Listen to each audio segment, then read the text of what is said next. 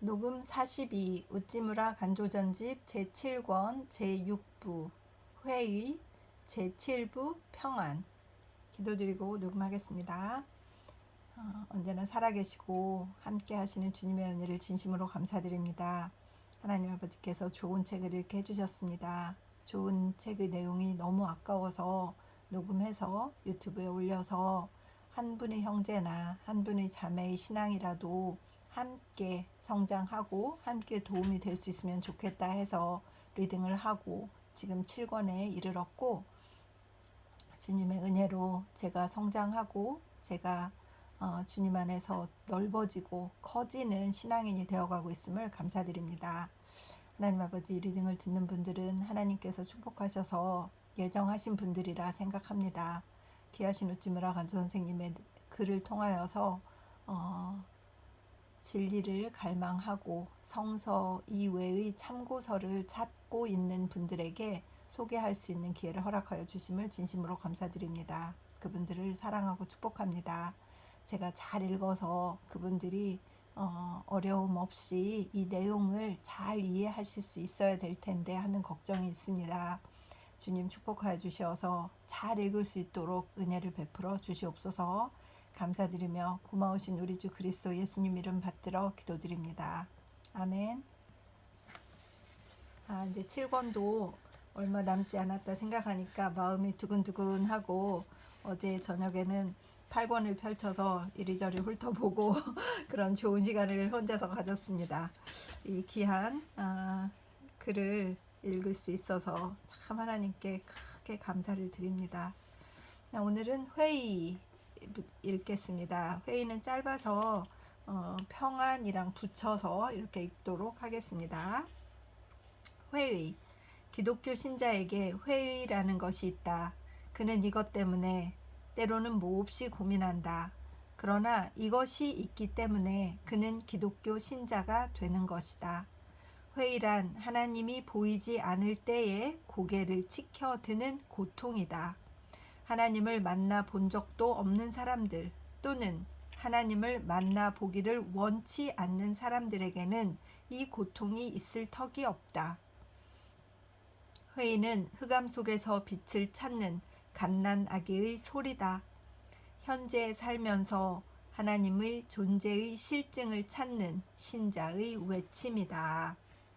회의는 어려운 문제를 풀 수 없을 때 오는 지성의 곤고는 아니다. 하나님을 감지할 수 없을 때에 오는 영성의 고통이다.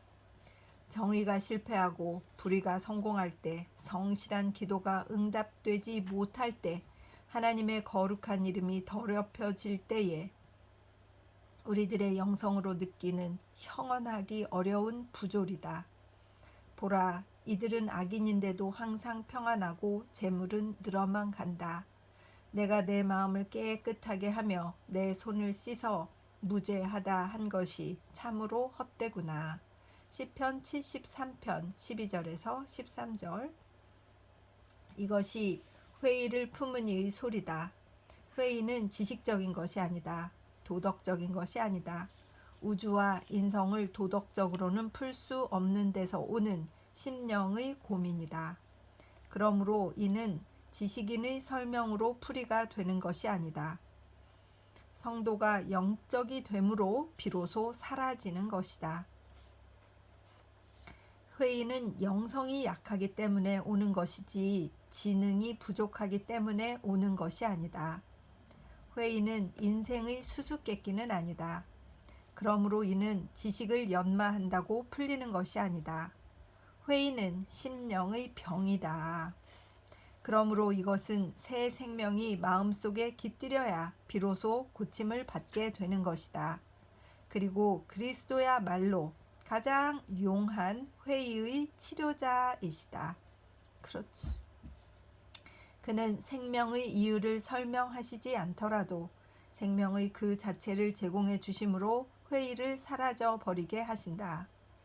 우리가 그리스도를 의지한다고 철학자가 되지는 않는다. 그러나 하나님을 믿는 자가 된다. 그리스도는 고통을 이겨내는 능력을 제공해 주심으로 우리로 하여금 고통을 생각지 않아도 되게 만드신다. 1904년 5월 성서지 연구. 제7부 평안. 평안의 길. 수고하고 무거운 짐진 자들아 다 내게로 오라. 내가 너희를 쉬게 하리라. 나는 마음이 온유하고 겸손하니 나의 멍에를 메고 내게 배우라. 그러면 너희 마음이 쉼을 얻으리니 이는 내 멍에는 쉽고 내 짐은 가벼움이라. 마태복음 11장 28절 이하. 인생에게 부닥치는 고난에는 두 가지가 있다. 외부에서 오는 고난과 내부에서 오는 고난, 이 두 가지다. 보통 고난이라고 부르는 것은 외부에서부터 오는 것이다. 천재, 역경, 손실, 질병, 죽음, 이 모든 것은 다 외부에서 오는 고난이다. 이는 누구에게나 닥치는 고난이다. 아무리 행운아라고 하더라도 이 중에서 어느 하나라도 겪지 않을 수는 없다. 문명이 진보됨에 따라 이런 고난들을 벗어날 방법이 제법 많이 발견되었음에도 불구하고 인생은 여전히 고난의 도가니다. 불티가 위로 나름같이 인생은 나서 고난을 받게 마련이다. 욥기 5장 7절. 이것만 보아도 고난은 인생에게 필연적으로 다가오는 것이요 피할 수가 없다. 외부에서 오는 고난만 있는 것이 아니라 내부에서 오는 고난이 있다. 그러나 대개의 사람들은 이를 고난으로 인정치 않는다. 그들은 고난이라고 하면 자기 이외의 다른 곳에서 오는 것이라고 생각한다. 그리고 자기 안에 큰 고민이 있는 것을 알아차리지 못한다. 그러나 내부의 고난은 외부의 고난이 확실히 있는 것만큼 확실하다. 아니, 그것 이상으로 확실하다. 미움, 질투, 교만, 불평, 이 모두가 명백한 고난이다. 사람들에게 미움을 받는 것도 고난이겠지만 사람들을 미워하는 것도 역시 고난이다. 그와 마찬가지로 질투도 고난이다. 교만도 고난이다. 다른 사람에게 명예를 손상당했다고 해서 성을 내는 것도 고난이다. 우리는 성내고 미워하는 것이 자기가 자기를 괴롭히는 것이라는 걸 모르고 있다. 손해를 입는 것은 고통이지만 이를 고통으로 느끼는 것은 손해 이상의 고통이다. 이렇게 본다면 우리 몸에 부닥치는 고난 가운데서 적어도 반은 내부로부터의 고난임을 인정하지 않을 수 없다. 그리고 외부로부터의 고난은 내부로부터의 고난만 제거해 버리면 물리칠 수가 있다. 다른 사람이 우리를 미워하기를 중지시킬 수는 없지만 우리가 그를 미워하기를 중지할 수는 있다. 대부분의 경우 실패를 면할 수는 없지만 그로 인한 실망을 지워버릴 수는 있다.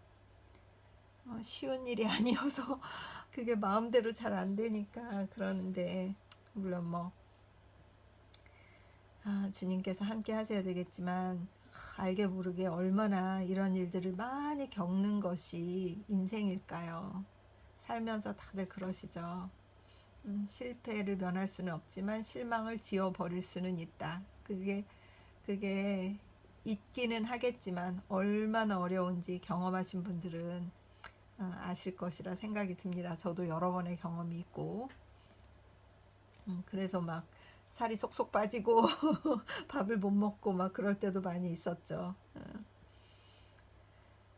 하다못해 이렇게 외국에 와서 살면 그 영어로 시험을 봐서 이렇게 패스를 하지 않으면 안 되는 그런 경우에 그 영어를 못하는 것도 그렇게 고통스러운 거예요. 너무 그런 막 실망을 나는 왜 이러지? 나는 왜 이거밖에 안 되지? 좀 더 잘했으면 좋겠어. 막 이런 생각이 들어서 얼마나 실망을 하는지 이것도 고난이구만요. 실망한 거. 갑자기 막 실망한 순간들이 뇌리를 막 스칩니다. 즉 내부로부터의 고난은 자신이 없앨 수가 있다. 그리고 내부의 고난만 물리쳐 버리면 외부로부터의 고난은 없는 것과 다름없이 만들 수가 있다. 다시 말하면 고난의 안팎의 구별은 있지만 실제적으로 생각하면 내부적인 것이 주고 외부적인 것이 종이다. 만일 내부의 곤란만 없애버리면 외부적인 곤란은 끊어지고 만다. 이렇게 보면 곤란을 끊는 일은 내부에 있다는 것을 알 수 있다. 그리고 예수는 이렇게 하여 세상을 이겼다. 그는 원수를 사랑함으로써 원수를 이겼다. 그에게는 미움을 받는 고통이 있었으나 미워하는 고통은 없었다. 미움이라고 하는 독소를 그는 완전히 자신 속에서 제거해버렸다. 그것만이 아니라 그에게는 질투의 고통도 없었다. 원한의 고통도 없었다. 불평하는 고통도 없었다. 그는 하나님을 사랑하고 사람을 사랑함으로써 내부적인 고통을 완전히 없애버리고 말았다. 그리하여 내부적인 고통이 끊어져 버렸기 때문에 외부적인 고통은 없는 것이나 다름없었다. 자기 자신의 요구하는 것이 없는 그에게는 가난은 고통으로 느껴지지를 않았다. 인간의 명예를 얻으려고 하지 않았던 그에게는 지위가 낮은 것은 고통이 아니었다. 이렇게 하여 예수는 내적으로 충실했기 때문에 외적인 결핍을 느끼지 아니하였다. 다시 말하면 자신에게 이겨서 세상을 이겼던 것이다. 예수가 얻은 평안은 완전한 평안이었다. 그는 불안한 이 세상에 거하면서도 완전한 휴식에 들어가 계셨다. 우리 범인들이 평안을 얻는 길도 이 방법을 제외하고는 달리 없다. 즉 마음이 온유하고 겸손했던 예수를 본받아 그가 택했던 길을 택하여 먼저 내부적인 고통을 느끼지 않게 되는 것이다. 아멘. 예수님을 본받아야 되는데 훈련이 정말 더 필요하다는 생각을 점점 더 하게 되는 것 같습니다. 전에는 그냥 믿으면 되지라고 했으나 자신을 쳐서 복종하는 것도 훈련이고, 이렇게 우찌무라 간조 선생님들도 말씀하신 것처럼 우리 범인들도 평안을 얻는 길이 이 방법을 제외하고는 없다. 내부에서 나의 내부의 고난, 내부의 실망, 내 마음의 고민, 이런 것들을 예수님을 본받아서 예수님이 택하신 것처럼 내 안에서 느끼지 않도록 하는 것, 그것은 훈련이 돼야 되지 않을까 하는 생각도 들고, 성령이 충만해야 될 것이고, 또 자신이 좀 더 커져야 되는 것 같기도 해요. 그리고 저희 경험으로는 제가 저에게 자신감이 좀 많이 있어야 이런 것에서 좀 이길 수가 있는 것 같아요. 뭐 그럼 어때? 이런 생각이 있어야 그런 고민에서 좀 당당해질 수 있는 것 같았습니다. 계속 읽겠습니다. 제일 먼저 없애야 하는 것은 미움의 고통이다. 다른 사람이 미움으로 내게 대할 때 이쪽에서도 미움을 가지고 응하면 내가 저쪽의 미움을 그치게 할 수 없다. 할 수 있는 것은 내 안의 미움을 없애는 일이다.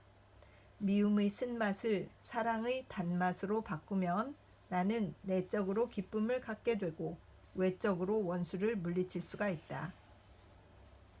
사랑으로 미움을 이기는 것, 이것이 안팎의 적을 정복하는 유일한 길이다.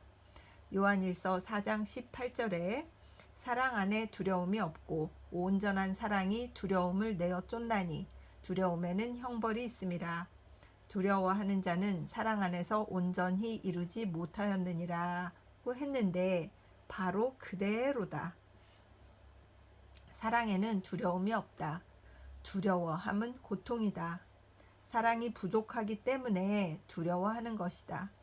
사랑으로 원수를 대하면 원수도 원수가 아니다. 참된 용기는 완전한 사랑에서만 나온다. 아멘. 만일 기독교 국가가 이런 단순한 진리를 깨닫기만 한다면 그들은 오늘 당장 군비를 철폐할 것이며 그리하면 세계 평화는 당장 이룩될 것이다. 만일 오늘날의 자칭 기독교회가 이처럼 명백한 예수와 사도들의 교훈을 받아들이기만 하면 신자의 일치는 오늘 실현될 것이다. 기독교 국가도 기독교회도 이는 이로 갚고 눈은 눈으로 갚는 이 세상적인 주의로 나가기 때문에 항상 적에 대한 대비를 해야 되고 그 공격에 대처할 필요성이 생기는 것이다.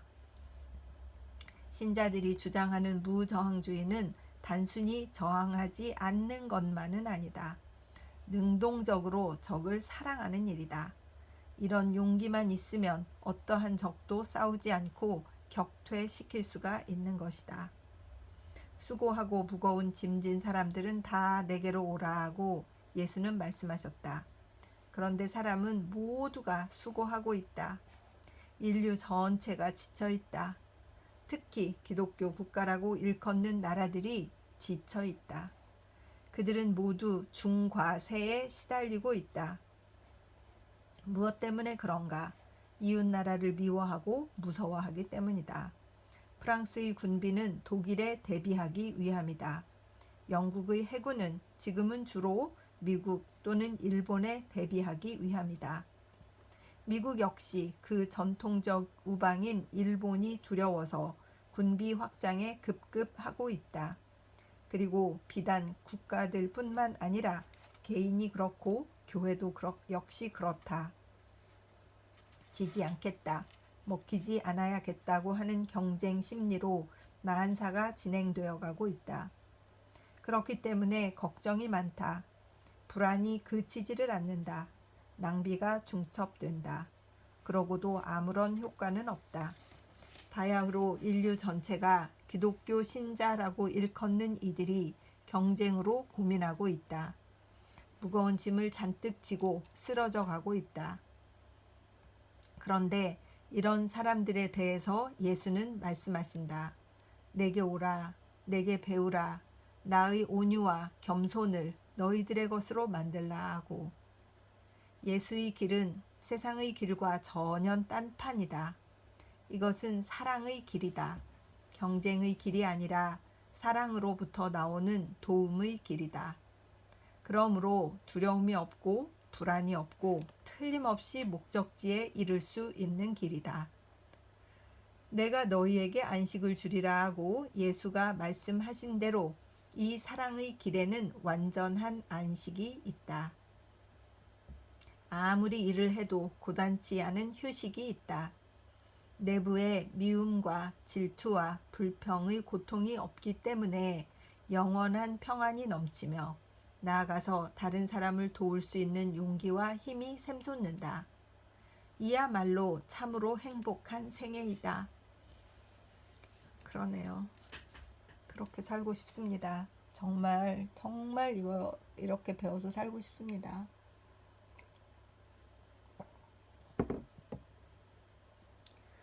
예수는 그 제자들의 목에 멍에를 메우고 그 등에 짐을 싣는다. 그러나 그 멍에는 쉽고 그 짐은 가볍다. 그 멍에는 사랑의 교훈이다. 그리고 그에게 배우면 그 교훈을 실행에 옮길 수가 있다. 예수는 이 사랑을 마음속에 간직하고 이를 실행하였다. 사람들은 사랑을 실천에 옮기기가 어렵다고들 하지만 예수는 쉽게 실천한다. 사랑은 결코 하기 어려운 것이 아니다. 도리어 미워하기가 어려운 것이다. 미움은 영구히 끊을 수 없는 고통이다. 미움에는 감당하기 어려운 무거운 짐이 꼭 따른다. 가장 쉬운 길은 사랑이다. 사람은 누구나 이를 체험해 보고 이것이 사실임을 안다. 미운 사람이 없는 사람, 행복한 사람이란 이런 사람이다. 전 세계에 나의 원수라고 생각되는 사람이 한 사람도 없는 사람. 이 사람이 가장 부러워해야 할 사람이다. 이런 사람에게는 인생의 괴로움이란 없다. 만사가 행복하고 모든 일이 즐거움이 된다. 가난도, 부요도, 추위도, 더위도, 원수도, 동지도, 죽음도, 삶도 모두가 행복한 것뿐이다. 감사가 있을 따름이다. 하나님은 사랑이시다. 그렇기 때문에 지상의 복지다. 우리도 하나님을 본받아 사랑 안에서 이 복지를 분양받을 수가 있다. 내가 평안을 너희에게 준다 하고 예수가 말씀하신 것은 이런 평안이다. 이 평안은 세상이 주는 것과는 전혀 다르다. 가장 확실하고 가장 든든한 평안이다. 9월 5일 하타케가케에서 1927년 2월 성서지 연구. 안심과 평강. 안심이란 고통이 없음을 뜻한다. 걱정이 없는 것이다. 분투가 없는 것이다. 노력이 없는 것이다. 무위의 생애 속에 들어갑니다. 다시 말하면 생애라고 말할 수조차 없는 생애에 들어가는 것을 뜻한다. 안심을 얻는 길은 단 하나는 아니다. 불교가 그 중의 첫째다. 유교가 그 중의 둘째다. 이른바 수양이 그 중 셋째다. 정좌법이 정좌법이 그 넷째다. 안심을 얻는 데에 반드시 그리스도의 복음이 필요치는 않다. 기독교에 따르지 않고도 안심을 얻은 사람은 이 세상에 얼마든지 있다. 그리스도는 인생에게 안심을 주시지는 않는다. 평강을 주신다. 내가 평강을 너희에게 남겨두고 간다. 나는 내 평강을 너희에게 준다. 요한복음 14장 27절. 고 그는 말씀하셨다. 그리스도가 주시는 이 평강은 세상의 이른바 안심과는 다르다. 평강 안에 겟세마네의 고투가 있다. 갈보리 산상의 엘리 엘리 라마 사박다니의 부르짖음이 있다. 사람의 모든 지각을 초월한 하나님의 평강을 받았다고 말하는 바울은 내가 이미 얻었다 함도 아니요 온전히 이루었다 함도 아니라 오직 내가 그리스도 예수께 잡힌 바 된 그것을 잡으려고 쫓아가노라. 오직 한 일, 즉 뒤에 있는 것은 잊어버리고 앞에 있는 것을 잡으려고 표대를 향하여 그리스도 예수 안에서 하나님이 위에서 부르신 부름의 상을 위하여 쫓아가노라. 빌립보서 3장 12절 이하고 말하였다. 즉 평강은 해탈이 아니다. 완성이 아니다. 충족된 소망이 아니다. 이상의 추구다. 끝없는 전진이다. 그리고 여기에는 견디기 어려운 고통이 있다. 끊임없는 분투가 있다. 참된 평강은 십자가를 지지 않고는 얻을 수 없는 것이다. 평강은 고통을 없앤다는 뜻이 아니다. 평강은 하나님 앞에서 의롭다 함을 받는 일이다. 하나님의 마음을 받아서 그분과 화목하는 일이다. 그리고 하나님과 함께 즐거워하고 하나님과 함께 고난을 받는 일이다. 평강은 안심과는 달리 고통과 걱정과 영혼의 분투가 중지되는 일은 아니다. 하나님의 의로 충만하게 되는 것이다. 여기에는 말로 표현할 수 없는 기쁨이 있다. 동시에 또한 말로 표현할 수 없는 슬픔이 있다. 그리스도의 평강을 얻은 사람은 세상에서 도피하여 초야에 은둔하려고 하지 않는다. 정의의 예리한 검을 들고 죄악과 대적해서 싸우고자 한다. 안심과 평강은 이름은 비슷하지만 내용은 전혀 다르다. 안심은 소극적이요 평강은 적극적이다. 안심은 고통의 소멸이요 평강은 환희의 충실이다. 석가모니나 공자에게도 안심은 있었으나 평강은 없었다. 예수는 천부께서 만물을 자기 손에 맡겨주신 것을 아시고 라는 자각과 더불어 내 마음이 몹시 괴로워 죽게 되었다고 하는 고통은 하나님의 아들이 품었던 평강이었다. 그리고 예수가 내가 너희에게 평강을 준다고 말씀하신 그 평강은 이것이다. 하나님의 아들의 평강이란 바로 이런 것이다. 크리스천의 평강, 히브리어의 샬롬, 그리스어의 아이레네, 영어의 피스 같은 말들은 모두 참으로 깊고 넓고 아름다운 뜻을 내포하고 있는 말이다. 이것을 이해하지 못하고 불교가 말하는 이른바 안심이나 유교가 권장하는 수양 따위를 기독교에서 찾으려는 사람은 나무에서 물고기를 얻으려는 부류의 사람들이다. 기독교는 안심을 주지는 않는다. 십자가에 따르는 평강을 준다. 이른바 세상의 구도자는 이 점을 깊이 유의하여야 한다. 예수는 말씀하셨다.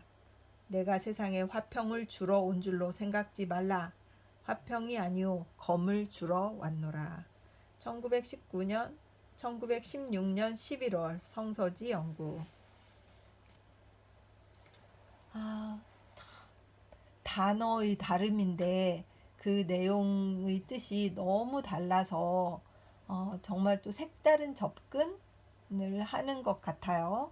안심, 주 안에 있으면 안심이야, 평안해 이렇게 생각했었는데 그것이 아니라 평강을 주시어서 어떠한 고통이 오더라도 내 마음에 흔들림이 없는 것, 그 상태, 그것이 진정 그리스도인의 그 영의 상태, 나의 상태.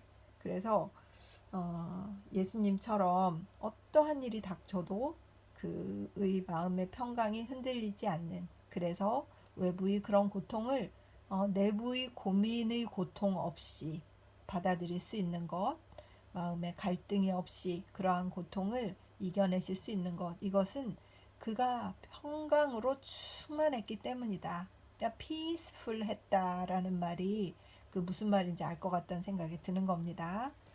그렇군요.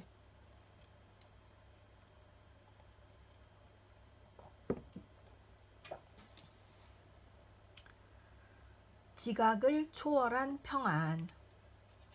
빌립보서 4장 7절. 나는 이제 아무것도 하지 않아도 된다. 하나님은 그 아들을 보내셔서 그분으로 하여금 나를 대신해서 내가 할 일들을 모두 하게 하셨기 때문이다. 나는 이제는 보내심을 받은 분과 나 대신 그분이 해놓으신 일들을 믿기만 하면 그것으로 구원을 받는다. 이것을 생각하면 사람의 모든 지각을 초월하는 평안이 있다. 나는 이미 죽은 자다. 죽었으나 산 자다. 나는 죽고 내 밖의 어떤 분이 나를 대신해서 내 안에 살아계신다. 그래서 나는 근심할 필요가 없다. 그리고 능력이 부족한 것을 한탄할 필요도 없다. 전능하신 분이 내 안에서 일을 계획하시며 나를 통하여 일을 해 주신다. 이것을 생각하면 사람의 모든 지각을 초월하는 평안이 깃든다. 하나님을 믿는 나에게는 이제 율법은 없다. 규칙은 필요가 없다. 분투 노력할 필요성을 안 느낀다. 내가 원하는 대로 하는 것이 곧 율법이다. 내가 행하는 그대로가 곧 규칙에 들어맞는 것이다. 나는 가만히 있으면서도 싸우는 중이고 또한 이기고 있는 중이다.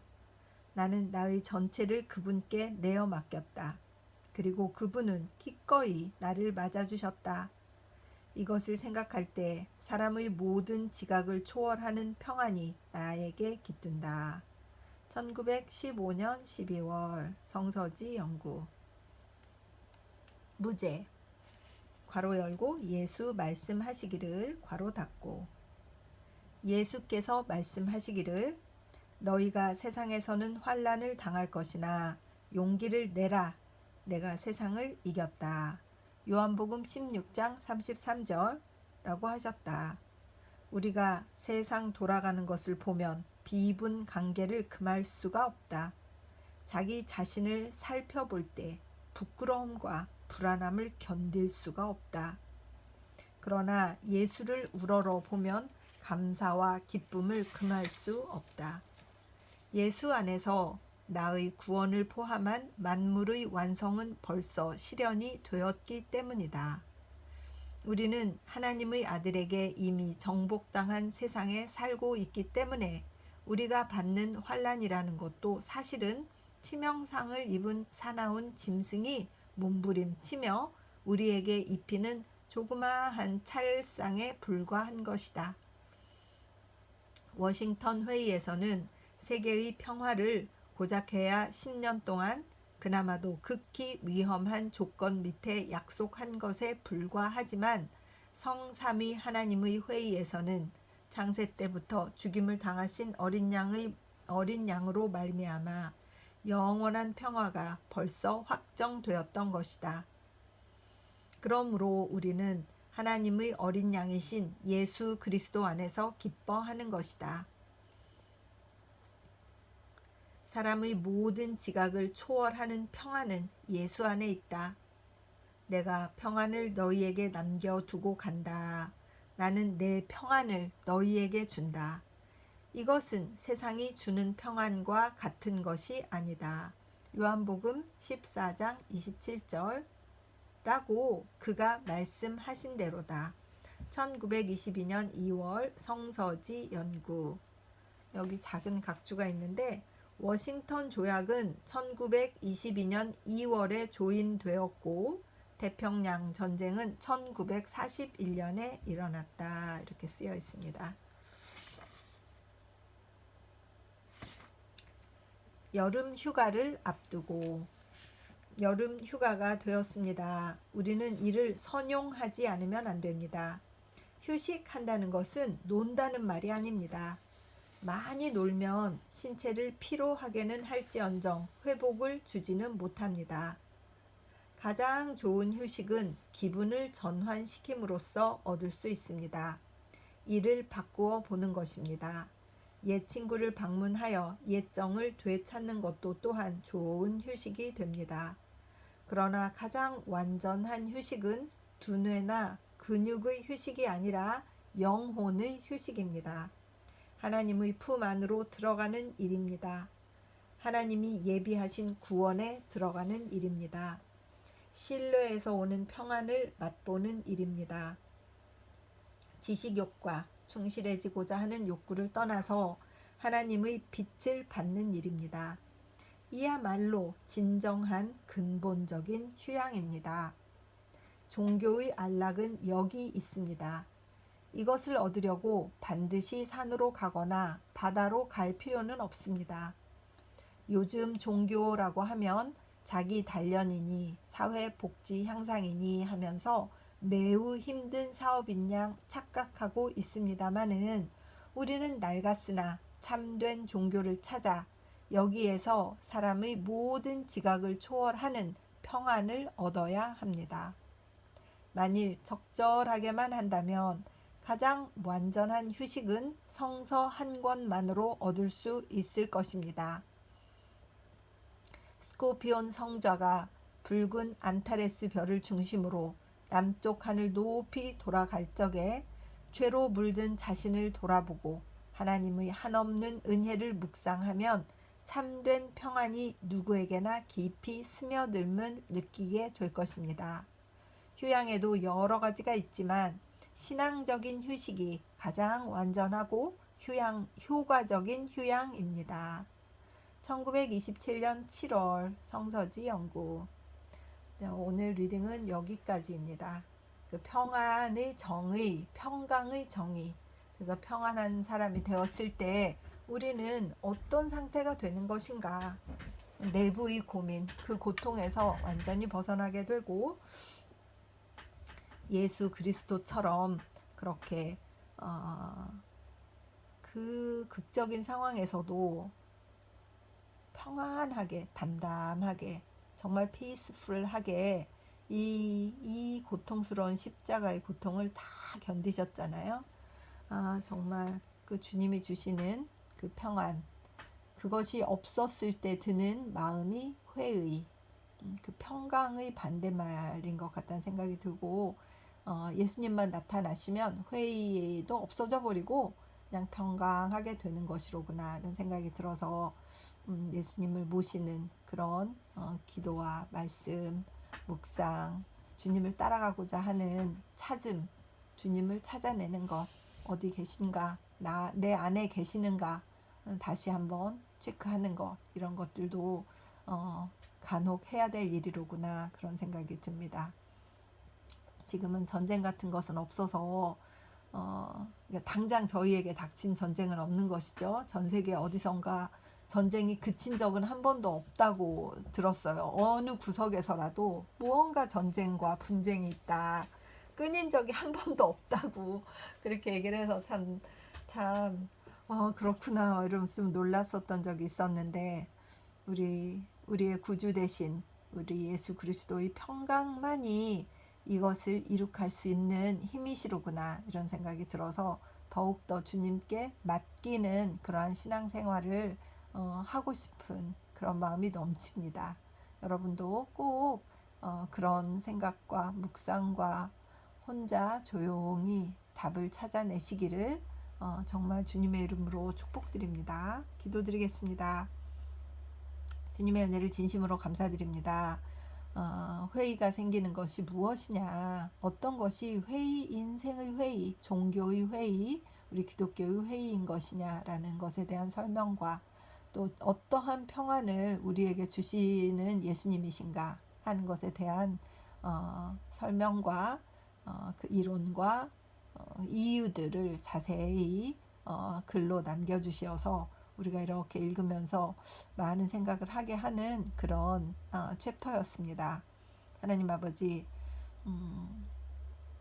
우리의 죄로 물든 나 자신을 돌아보며 하나님의 은혜를 묵상하면서 평안을 얻어가고 마음에 생기는 회의들을 제거해가는, 그리스도가 계셔서 회의가 제거되는 그러한 경험들을 다 하실 수 있도록 리딩을 듣는 분들이 깊이 묵상하고 구하고 기도하는 분들 되시기를 간절히 바라고 기원합니다. 하나님 아버지, 이제 7권이 다 얼마 남지 않은 마무리 단계에 있습니다. 주님 끝까지 잘 읽어서 우찌무라 간주 선생님이 말씀하시려고 했던 그 말씀이 이 글을 통해서, 제 입술을 통해서 한 분의 영혼이라도 만져줄 수 있도록 인도하여 주시옵시고, 리딩을 듣는 모든 분들을 축복하여 주시옵소서. 감사드리며 고마우신 우리 주 그리스도 예수님 이름 받들어 기도드렸사옵나이다. 아멘. 사랑하고 축복합니다.